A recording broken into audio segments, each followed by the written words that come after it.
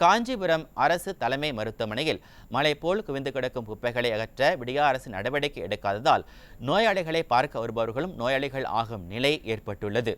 காஞ்சிபுரம் அரசு தலைமை மருத்துவமனையில் தினந்தோறும் உள் மற்றும் புற நோயாளிகள் என சுமார் 1000க்கும் மேற்பட்டவர்கள் சிகிச்சை பெற்று செல்கின்றனர். இந்த மருத்துவமனை குப்பைகளை தினந்தோறும் எடுத்துச் செல்வது போல கணக்கு காண்பிக்கும் மாநகராட்சி ஊழியர்கள் மாதத்திற்கு ஒரு முறை மட்டுமே குப்பைகளை அள்ளிச் செல்கின்றனர்.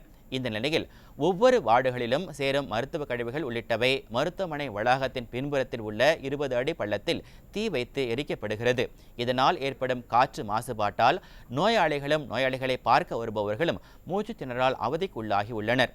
மலை போல் குவிந்துள்ள குப்பைகளை அகற்ற விடியா அரசின் மாநகராட்சி நிர்வாகம் நடவடிக்கை எடுக்காததால் கொசுக்கள் உற்பத்தியாகி நோய் பரவுவதாகவும் மக்கள் புகார் தெரிவித்துள்ளனர்.